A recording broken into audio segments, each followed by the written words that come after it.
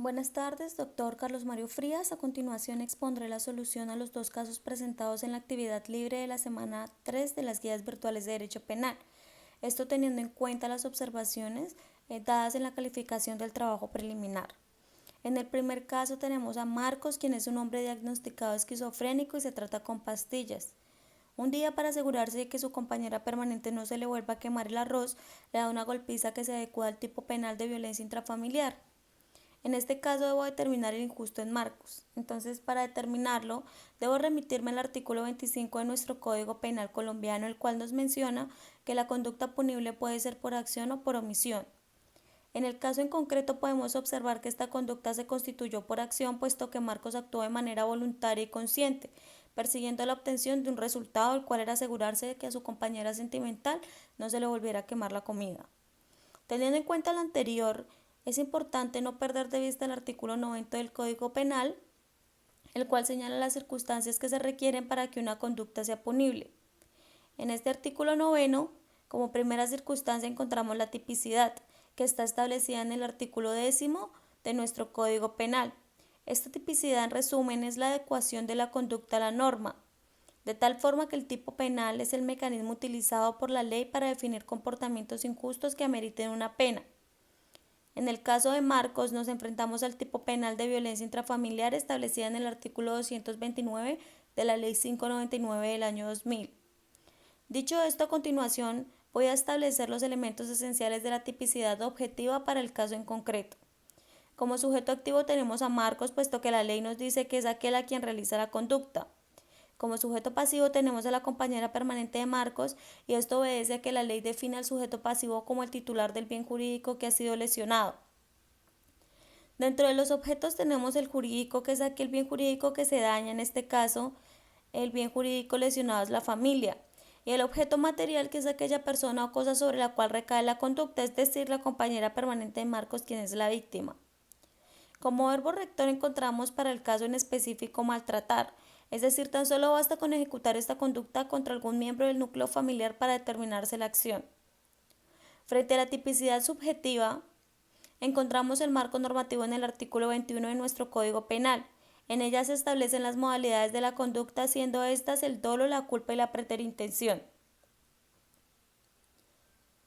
El dolo, situado en el artículo 22, nos menciona que para adecuarse a esta modalidad, el agente debe conocer los hechos constitutivos de la infracción penal y querer su realización, es decir, posee un aspecto cognitivo y un aspecto volitivo.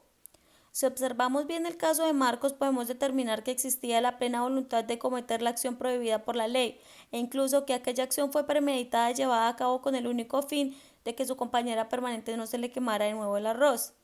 Ahora bien, frente a las clases de dolo nos encontramos frente a un dolo directo, puesto que la finalidad coincidió exactamente con la producción del resultado.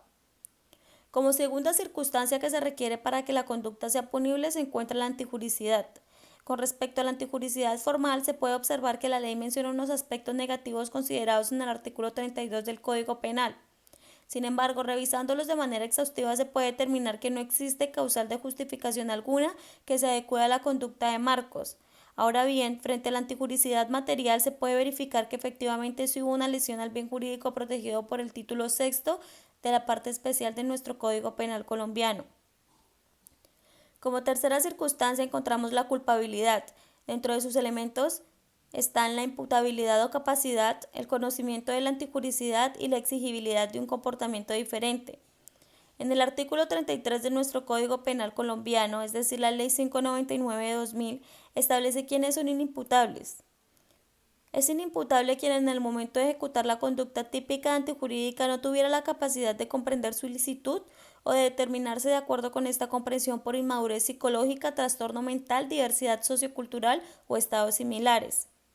Contrario a lo establecido anteriormente, podemos observar que si bien Marcos padece una enfermedad mental, esta ha sido controlada con medicamentos, razón por la cual puedo establecer que al momento de ejecutar la conducta delictiva sí tenía tanto la capacidad de comprender su ilicitud como la voluntad plena de realizarla.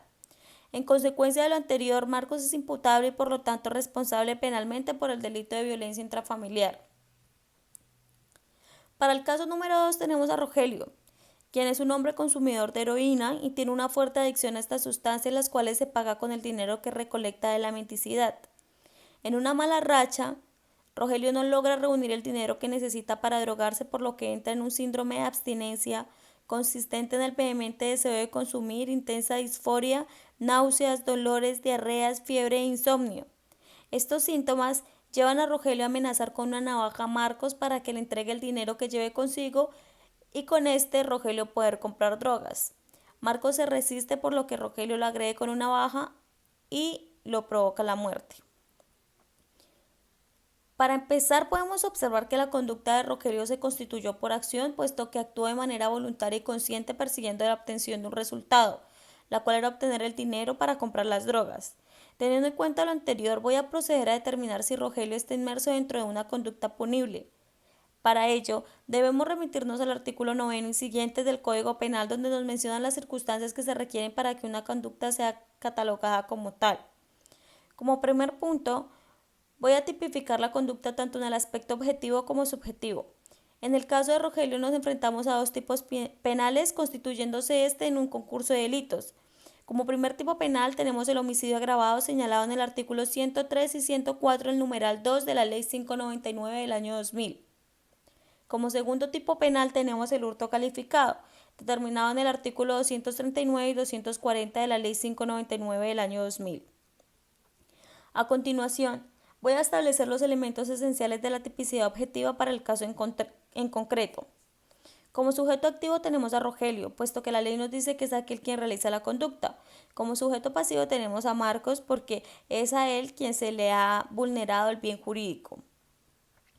Dentro de los objetos tenemos el jurídico, que es aquel bien jurídico que es dañado, en este caso la vida por parte del delito de homicidio agravado y el patrimonio económico por parte del delito de hurto calificado. Y el objeto material, que es aquella persona sobre la cual recae la conducta, es decir, la víctima, Marcos. Como verbo rector encontramos para el caso en específico matar por parte del delito de homicidio agravado y apoderarse por parte del delito de hurto calificado.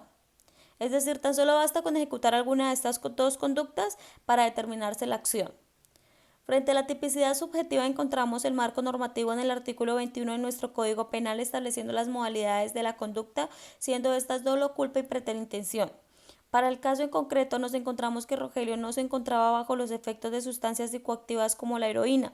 Sin embargo, conocía la ilicitud de la conducta que planeaba realizar y por lo tanto de manera premeditada hizo uso de un arma blanca para obtener un resultado, en este caso, dinero para comprar su droga. Esta conducta se adecua al dolo en sus dos aspectos, tanto cognitivo como volitivo. Sin embargo, nos encontramos frente a un dolo eventual puesto que Rogelio no descartó que se pudiese producir un daño derivado de su acción y aún así ejecutó. Frente a la antijuricidad, con respecto a la antijuricidad formal se puede observar que la ley menciona unos aspectos negativos considerados en el artículo 32 del Código Penal. Sin embargo, se puede determinar que no existe causal de justificación alguna que se acuda a la conducta de Rogelio. Ahora bien, frente a la antijuricidad material, sí puedo verificar que efectivamente sí hubo una lesión al bien jurídico por parte especial del Código Penal, que es el patrimonio económico y la vida e integridad personal de Marcos. Dándole continuación al caso, procedo a analizar la culpabilidad de Rogelio. Dentro de sus elementos encontramos la imputabilidad o capacidad, el conocimiento de la antijuricidad y la exigibilidad de un comportamiento diferente. En el artículo 33 de nuestro Código Penal colombiano establece quiénes son inimputables. Es inimputable quien en el momento de ejecutar la conducta típica y antijurídica no tuviera la capacidad de comprender su ilicitud o de determinarse de acuerdo con esa comprensión por inmadurez psicológica, trastorno mental, diversidad sociocultural o estados similares.